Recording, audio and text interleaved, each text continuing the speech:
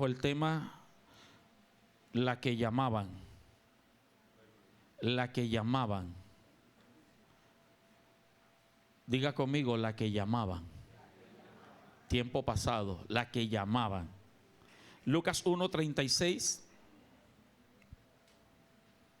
Lucas 1:36 dice la Sagrada Escritura: y he aquí tu pariente Elizabeth, ella también ha concebido hijo en su vejez, y este es el 6º mes para ella, la que llamaban estéril. La que llamaban ¿cómo?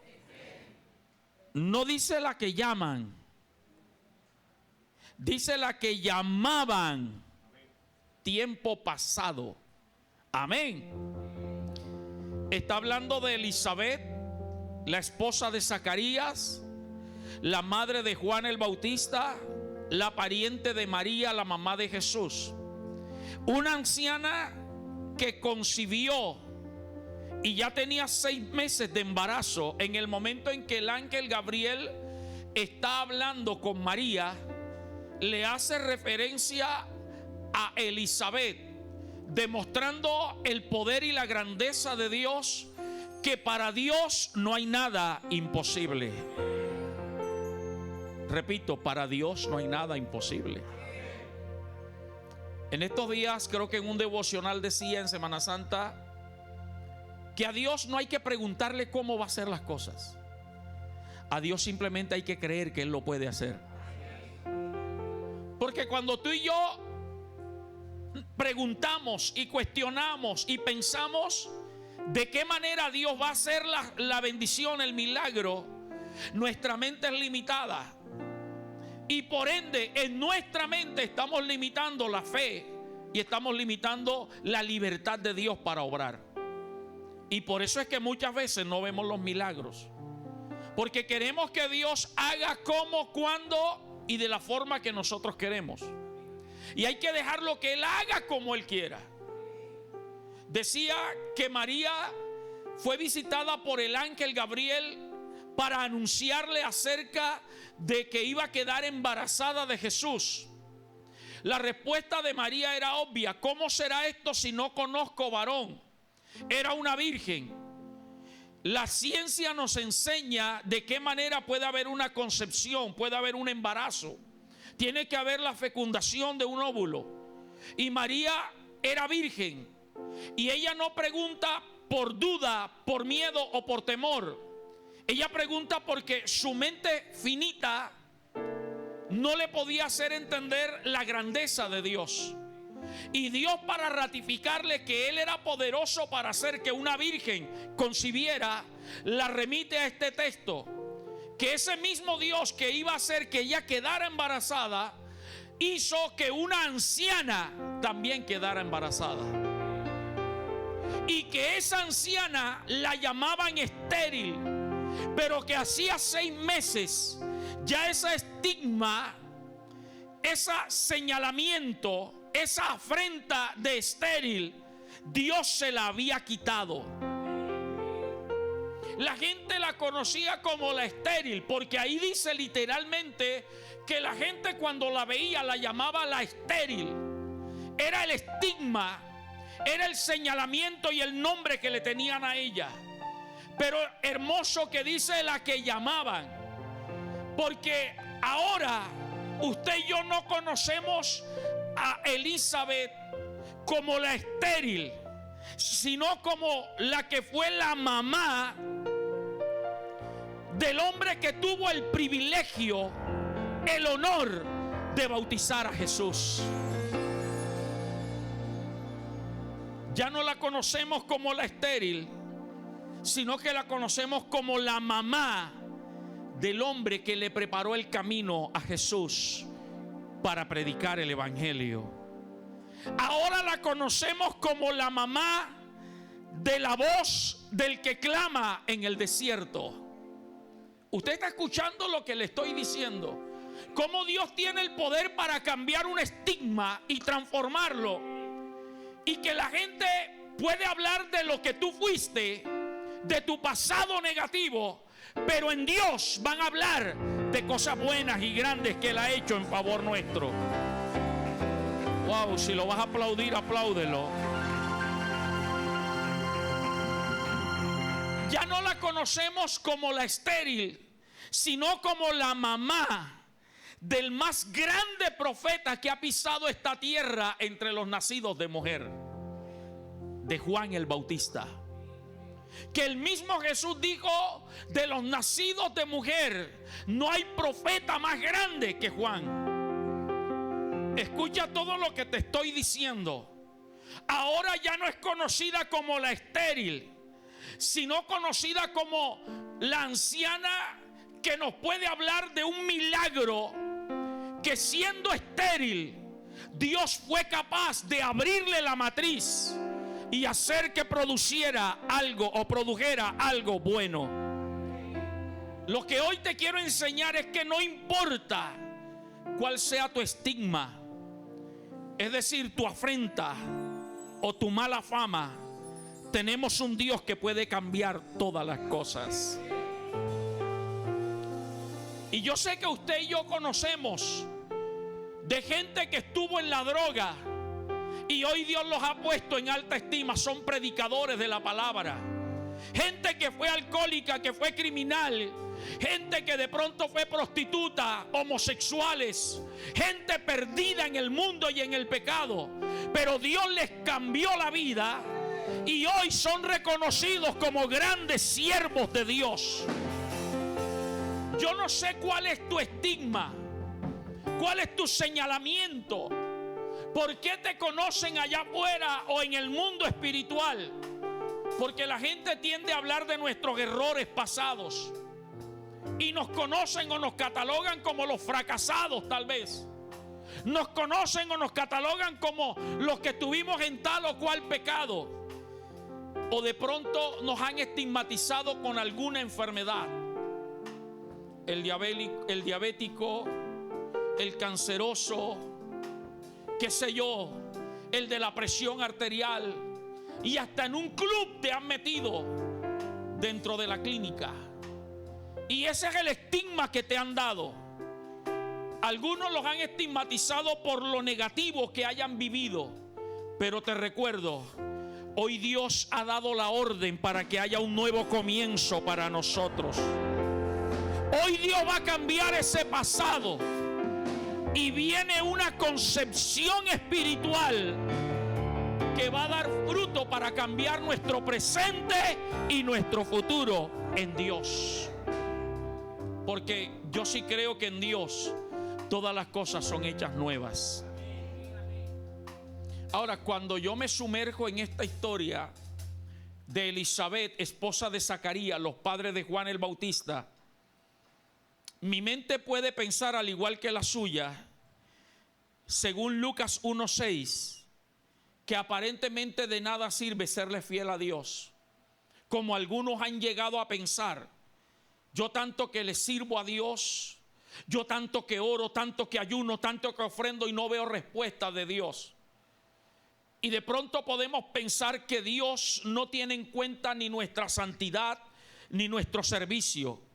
Mire quién era esta pareja. Lucas 1:6 dice que ambos eran justos delante de Dios. Ambos. O sea que la esterilidad de Elizabeth no era por pecado, por consecuencia de pecado. Y déjeme decirle que eran levitas. Zacarías era sacerdote, descendiente de la tribu de Leví, descendiente de la familia de Aarón. Y por orden de Dios mosaica, ellos tenían que casarse con gente de la misma tribu. Lo que hacía que Elizabeth también había sido formada dentro de esa creencia sacerdotal. Entonces quiero que tenga claro que la esterilidad de Elizabeth no era por causa de pecado. Dice que eran justos y andaban como irreprensibles. Es decir, que nadie los podía juzgar ni condenar. Eran fieles.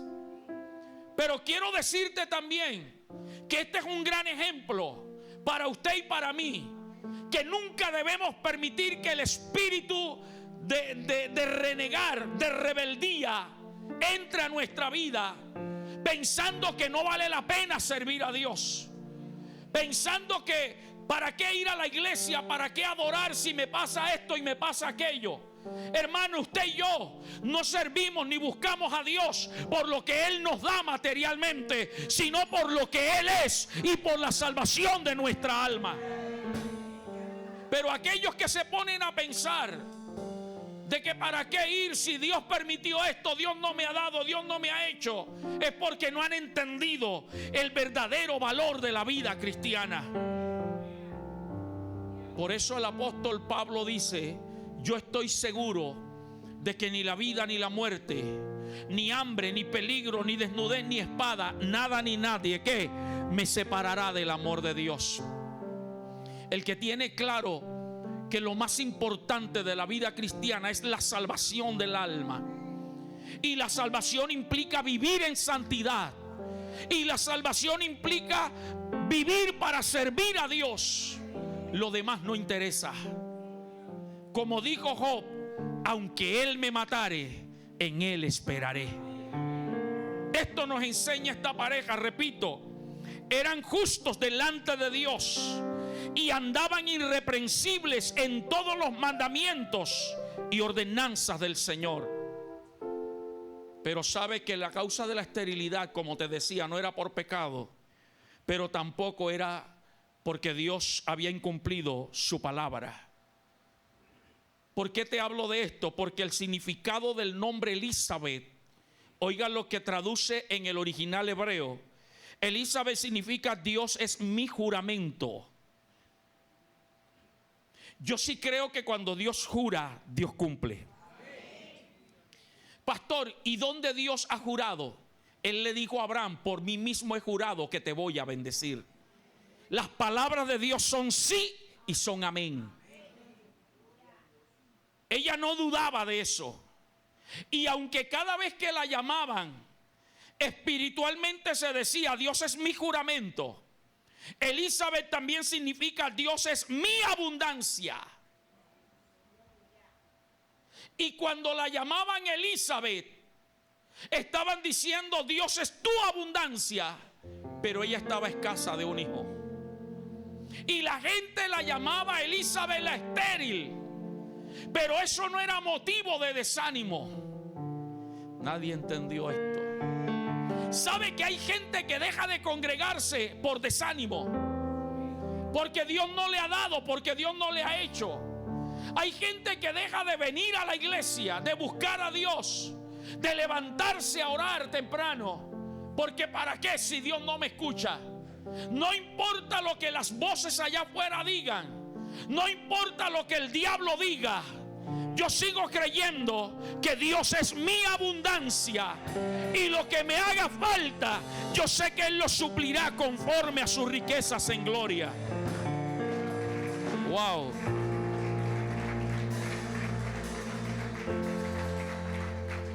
Elizabeth también se traduce como Dios es mi plenitud. Dios es mi plenitud. La palabra plenitud quiere decir que hay un todo, que abarca todo. Yo creo que en Dios estamos completos y estamos perfectos. Siempre va a haber necesidad. Siempre va a haber enfermedad. Siempre va a haber crisis. Pero el que tiene entendimiento en las cosas espirituales sabe que la crisis, la enfermedad y la dificultad son una oportunidad para ver la gloria de Dios. Porque para que tú veas grandes milagros, necesitas atravesar grandes problemas. Y yo creo que hoy es día de milagro y de bendición. ¿Por qué te hablo del significado de Elizabeth, que significa Dios es mi juramento? Porque aunque la Biblia habla de que Dios juró, yo creo que Dios no necesita jurar, su palabra es fiel. Y había una palabra en el libro de Éxodo, si puedes buscarlo rapidito, capítulo 23, versículo 25 y 26 para los que toman nota. Éxodo 23, 25 y 26.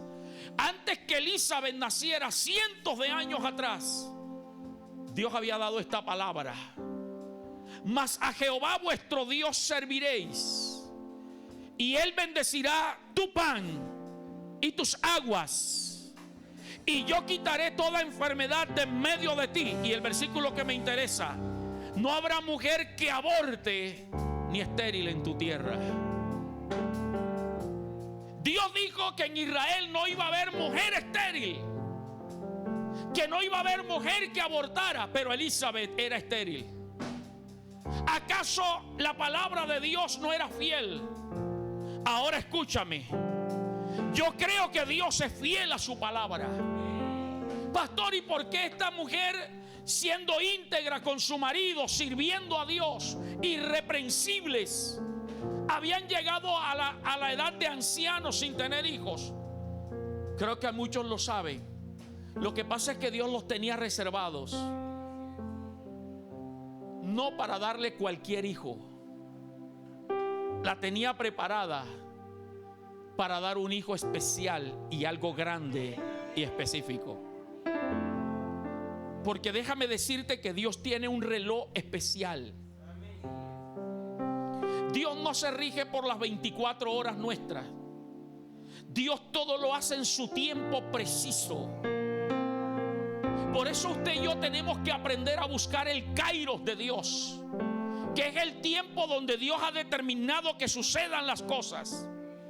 Usted y yo nos regimos por el cronos, tiempo cronológico que se mide en años, meses, semanas, días y horas.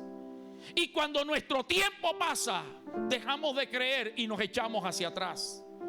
Pero te repito, el Hijo de Dios no vive por el cronos, sino por el kairos. Y el kairos nos enseña que cuando llega el tiempo adecuado, preciso de Dios, lo de Dios es perfecto, y Dios te va a dar más allá de lo que tú y yo estamos pidiendo y de lo que tú y yo entendemos. Toca a alguien y dile: espera el kairos de Dios.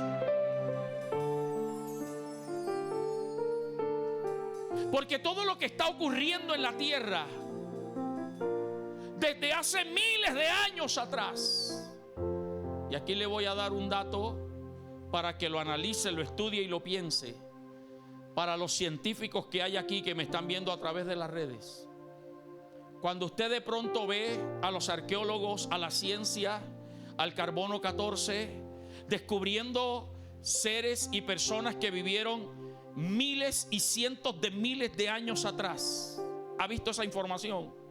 Y de pronto, al mirar la Biblia limitadamente, nosotros decimos: eso es mentira, porque según nuestra limitación y nuestro cronos, la tierra tiene 6,000 años de fundada. ¿Cómo es posible que la ciencia me hable de miles y cientos de miles de años atrás? Y millones de años atrás, millones. Te voy a decir algo. Nosotros no podemos medir los tiempos de la Biblia con nuestro tiempo. Primero, la Biblia dice que para Dios un día es como ¿qué? Como 1000 años. Atento a esto. Segundo, Adán y Eva no empezaron a parir, a tener hijos, desde el momento en que nace o se menciona a Caín y Abel. Cuando Dios castiga a Adán y a Eva le dice: con dolor parirás. Aumentaré en gran manera los dolores en tus preñeces. Para experimentar un castigo tuvo que haber un beneficio. ¿Me está siguiendo? Para experimentar un castigo tuvo que haber un beneficio. Yo puedo entender que antes de Adán y Eva parir con dolor, tuvieron que parir sin dolor. Lo que implica que Eva parió en el huerto del Edén hijos sin dolor, antes de pecar. Se menciona en la Biblia 3 hijos: Set, Can y Jafet. Por eso algunos que ignoran la palabra dicen: bueno, ¿con quién se casó Caín? ¿Con quién se casó Set? ¿De dónde salieron? Según la historia secular, Adán y Eva tuvieron más de 60 hijos. No había televisor, no había internet, no tenía que madrugar a trabajar. ¿Qué más tenían que hacer? Si no lo entendió, pregúntele al de al lado. Continúo. Para que entiendas, te estoy hablando de los tiempos de Dios. Hay un tiempo preciso para cada cosa.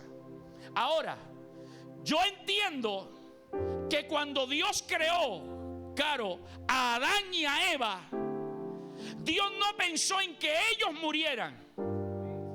Dios creó al hombre para vivir eternamente. Por eso uno de los castigos fue: morirás. Y no solo muerte física, sino también la espiritual, eso usted lo sabe. Escúchame. Según la Biblia, Adán vivió 939 años. Según la Biblia. Dice: y engendró hijos e hijas y murió. Y vivió 939 años, si mi memoria no me traiciona. Fueron más de 930. No sé si 36 o 39. Y murió. Nosotros empezamos a contar la vida de Adán. Es a partir del momento en que peca. A partir de que los expulsan del huerto del Edén, empiezan a contar el año 1 de Adán. O sea que Adán vivió 939 años fuera del huerto y murió. Lo que implica que cuando estuvo en el huerto, Dios no tiene tiempos contados. No sé si alguien está con la cabeza reventada ahora. Antes de pecar no había muerte. Antes de pecar no se contaba la edad. Porque la edad la contamos nosotros ahora desde el momento en que nacimos, pensando en que vamos a llegar a los 80, 90, 100 años y vamos a morir. Dios en el huerto del Edén tenía eternidad. Allí no se contaban los años de vida. ¿Para qué? Los que son más jóvenes, como Oti, que está cumpliendo años, los que son más jóvenes se alegran cuando cumplen años. Pero cuando ya pasamos de 50 años, nos preocupamos.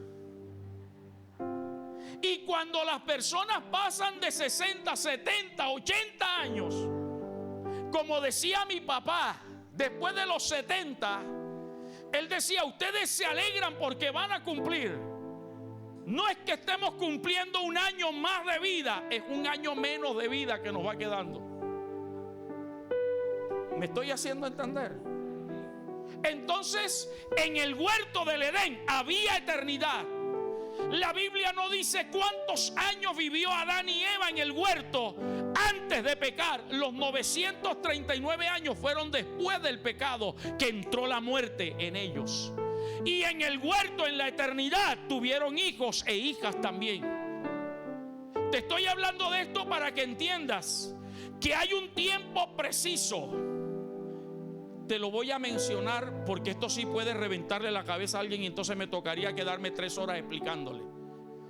El reloj de Dios, según el profeta Daniel y los profetas antiguos, hablan de 70 semanas para la destrucción de todas las cosas. Y cuando la Biblia habla de 70 semanas, habla de semanas de años, no de semanas de días. O sea que se están contando 490 años para que todo se acabe. Pero esos 70 semanas, 490 años, están divididos en 3 periodos. El primer periodo, cuando la reconstrucción del segundo templo acabó el primer periodo, la primera semana, luego empiezan a contar hasta la crucifixión del Mesías. Ya falta una semana, por eso te digo, tranquilo, solo te estoy mencionando para seguirte hablando de lo que quiero. Falta una semana para la destrucción de todas las cosas. Ya están las 69 semanas completas, falta una para las 70.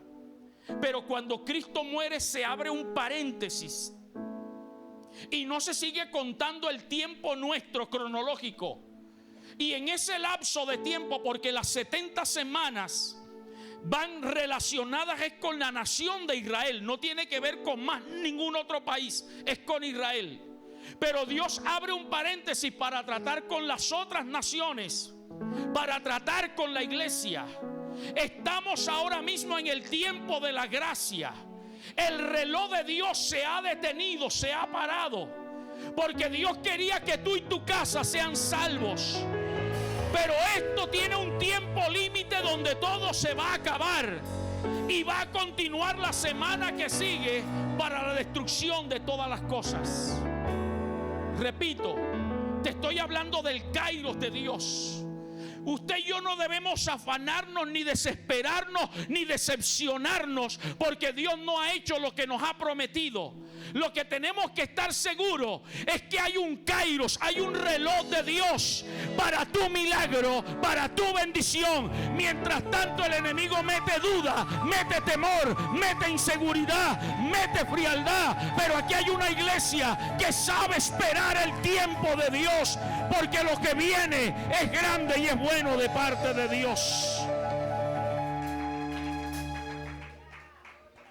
Elizabeth estaba reservada para ser la mamá de ese gran profeta, así como Dios a ti y a mí nos está reservando para grandes cosas. Hoy te digo, Dios sí te ama, y por ese amor Él te va a bendecir. Porque Él dice que si tú y yo, siendo malos, sabemos darle buenos regalos a nuestros hijos, cuánto más nuestro Padre que está en los cielos nos va a dar cosas buenas.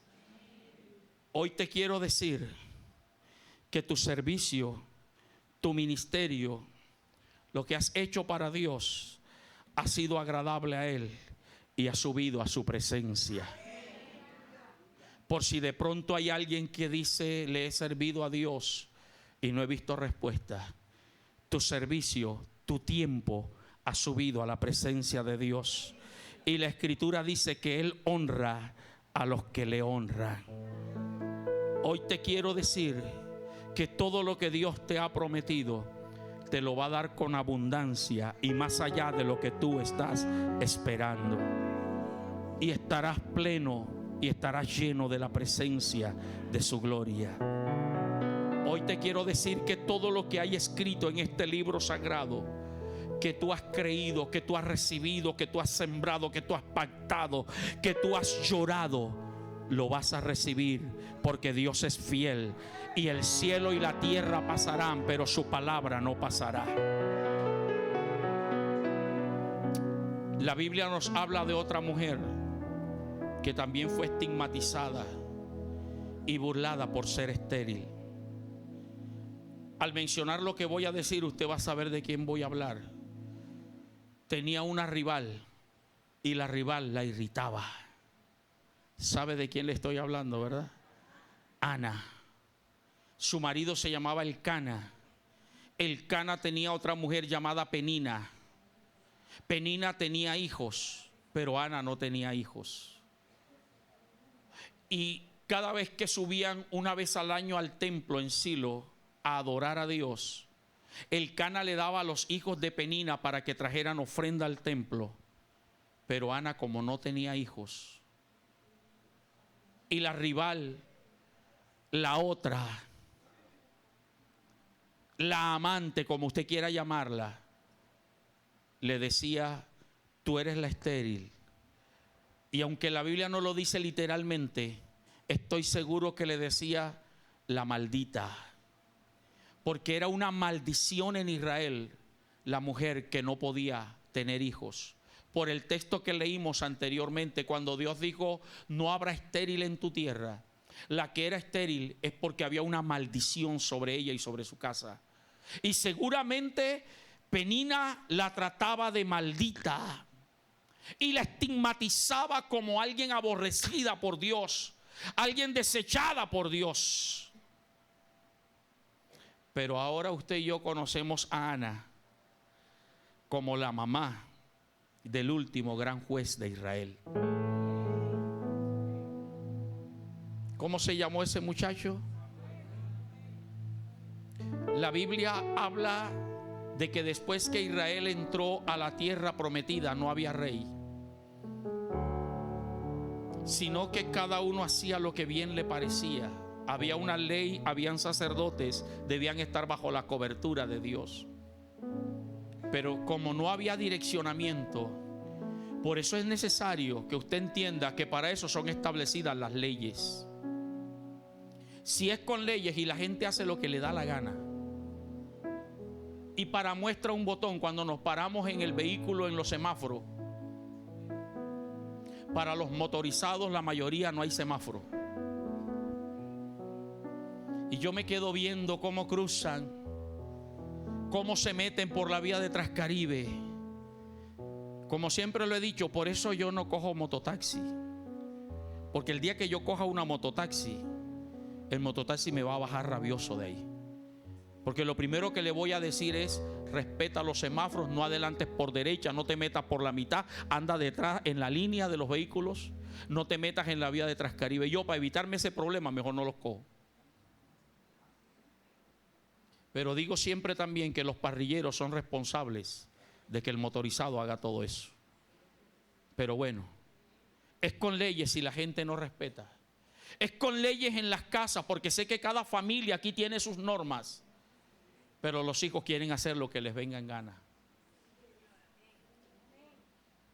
El pueblo sin ley se desboca, dice la Escritura. No oigo amenes. Israel entró a la tierra prometida y cada uno hacía lo que bien le parecía, y se iban tras la idolatría, tras el pecado, y Dios en reprensión los entregaba a los enemigos. 7 años, 20 años, 30 años esclavos, oprimidos. Y entonces cuando se acuerdan de Dios, se acordaban de Dios, porque así le pasa al hombre. Mientras todo marcha bien, no se acuerdan de Dios, pero cuando viene una enfermedad, una crisis, ¡ay, Dios mío! Clamaban a Dios y Dios les enviaba y levantaba un juez que los defendiera. Ahí usted ve que aparece Sansón, Jefté, Gedeón, ayúdeme, Débora, una cantidad de hombres, pero luego que libertaban, cada uno hacía lo que quería. Llegó el momento donde ese periodo de jueces se acabó, y el último juez fue el hijo de esta Ana, la menospreciada. Pero su historia no termina allí. Dios tenía reservada a Ana no solo para parir al último juez, sino al primer gran profeta de Israel. Antes de Samuel se menciona que apareció un profeta y dio una palabra, pero el primer profeta grande y reconocido en la Biblia fue el profeta Samuel, hijo de la menospreciada, de la rechazada y de la estigmatizada. Pero más allá, Dios tenía reservado el vientre de Ana para que diera a luz el hombre que iba a ungir al primer rey de Israel. ¿Me está siguiendo lo que le estoy llevando? Aunque la hayan irritado, Dios veía cómo se burlaban, pero Dios tenía un reloj diciéndole: espérate, que lo que te voy a dar es más grande. Y aunque Penina tiene hijos, los hijos de ella ni se mencionan en la Biblia, pero el que te voy a dar a ti va a ser grande. ¿Está entendiendo? Hay un reloj donde Dios te está diciendo: espérate, espérate, cálmate, que lo que voy a hacer contigo va a retumbar no solo en el cielo, sino también en la tierra. ¡Aleluya!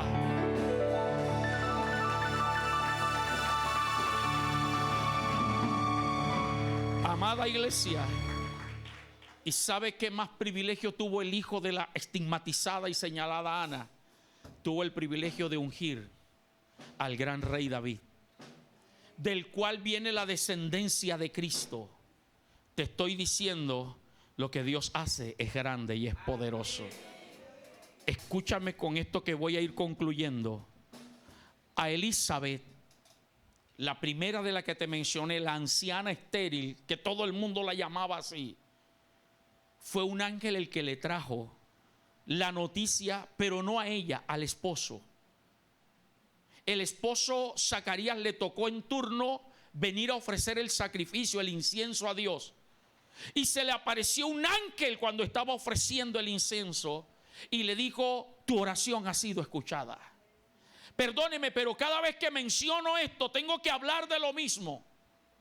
Tu oración ha sido escuchada.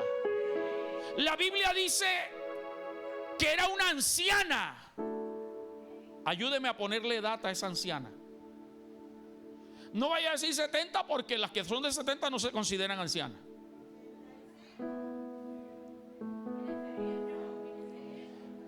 Con el respeto de las mayores de 80. Pero yo creo que esa anciana debía tener más de 80 años. Y hablo de ella, no del marido. El marido era mayor.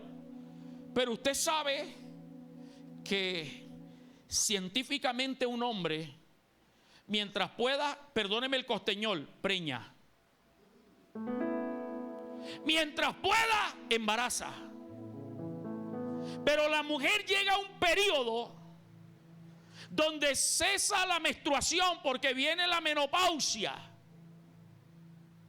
Y si no hay menstruación, no hay ovulación. Y si no hay ovulación, no puede fecundar. Mientras que el hombre, mientras pueda, embaraza. Por eso te hablo de ella. Pensemos,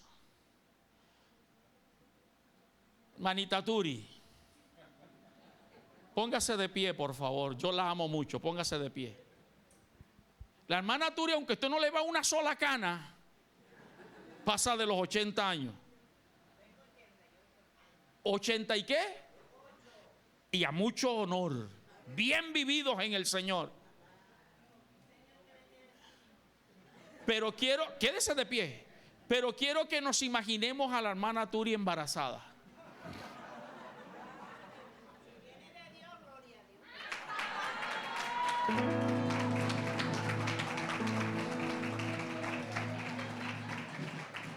Pero para que eso venga debe venir el esposo primero, porque ella es viuda, para los que no saben.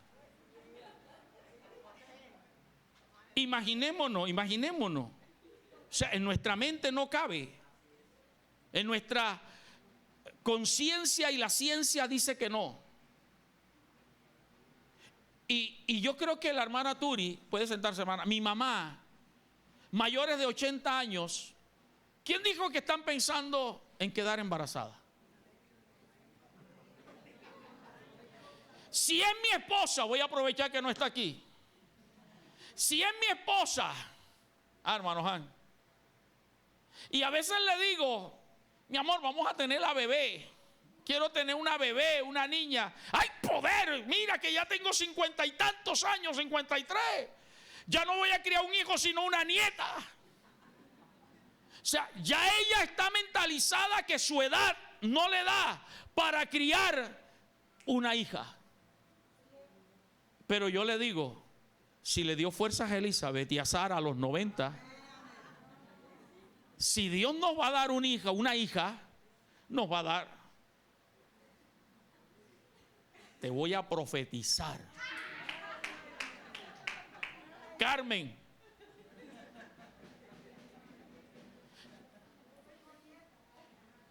Le hablo de mi esposa, 53 años. ¿Quién dijo que ella ora? Yo se lo digo a ella por molestarla, pero nunca me he puesto, Señor, dame una hija, Padre, y profetizo. No.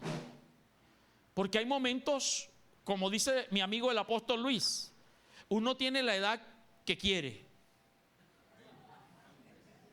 ¿Cuántos años que tengo yo? ¿50 y qué? 56 años. Sí, 56 años. Y hay días que me levanto y me siento como de 20, jovencito, así como bocio, activo, gloria a Dios, para allá y para acá, y con ganas de jugar fútbol. Pero hay días que me levanto, Luis, me levanto como de 80. Yo sé que muchos me van a entender, hermano Gustavo me va a entender. Se nos olvida la edad. Y voy a buscar los zapatos y hago un movimiento rápido y ¡ay!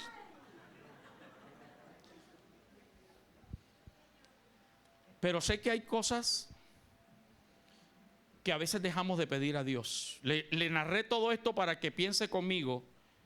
¿Usted cree que esa mujer y ese hombre estaban orando por un hijo, Rosa? Yo creo que ni Zacarías ni Elizabeth oraban por un hijo. Sin embargo, lo primero que el ángel le dice es: tu oración ha sido escuchada. ¿Hacía cuánto dejaron de orar, Caro, por eso? Para que entiendas que tu oración no quedó en el aire.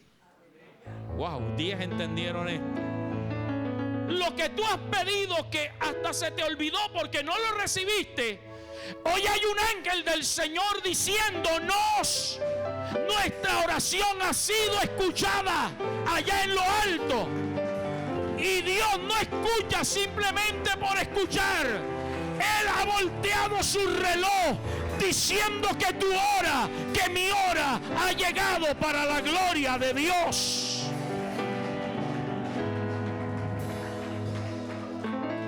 Entonces te estoy diciendo que fue un ángel el que le apareció a Zacarías, porque no era permitido que las mujeres entraran allí.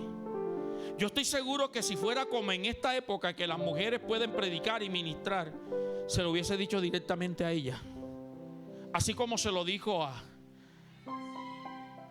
a María, porque la del milagro era ella. Ok, volvamos a Ana. Ana sube al templo en Silo y viene a orar, y llorando le habla a Dios de su amargura. Le dice que quiere un hijo y le dice: si me das un hijo varón, yo te lo consagro a ti, te lo entrego. Solo dame la dicha de ser madre, aunque yo no lo tenga conmigo.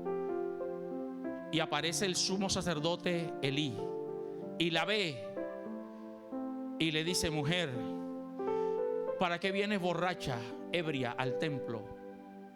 Digiere tu vino y vete. ¿Por qué? Porque el sacerdote Elí la veía era moviendo los labios, como muchos de ustedes en algún momento no levantan la voz, sino que allí con lágrimas le hablan a Dios.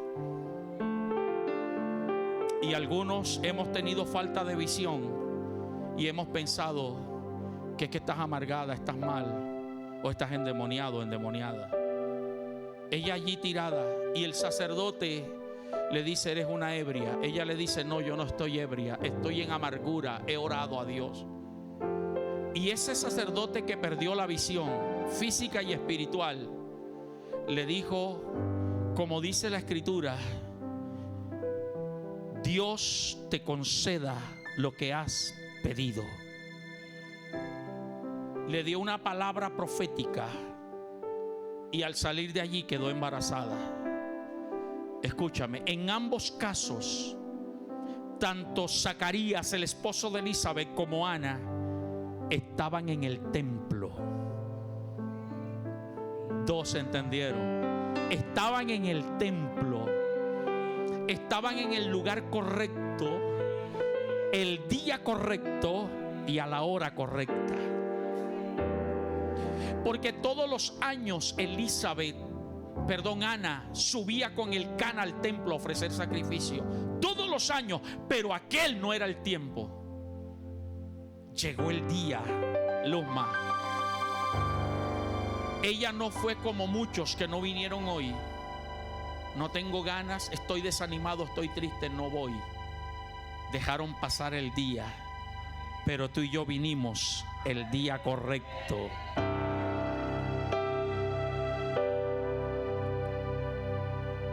Zacarías y Ana estaban en el templo. El uno, Zacarías, estaba ministrando, estaba obrando, preparando el incienso. La otra estaba llorando, orando y adorando. Hoy usted y yo estamos en el lugar correcto. Alguien levante su mano. Unos están sirviendo,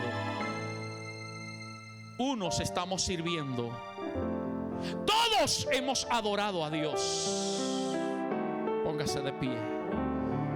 Todos hemos alabado al Padre, al Hijo y al Espíritu Santo. Pero muchos de los que están aquí vinieron angustiados, tristes, estigmatizados, con una enfermedad, con un dolor, con una crisis. Pero hoy vengo en el nombre de Jehová de los ejércitos. Vengo como un ángel del Señor. No piense en alas, no piense en aureola, ni en vestido blanco. Ángel es emisario, mensajero. Vengo como un ángel del Señor. Vengo como sacerdote y profeta de Dios con una visión clara, a declararte que hay una palabra de cambio para ti, que hay una palabra de transformación y de bendición para ti y para toda tu casa. Ora, por favor.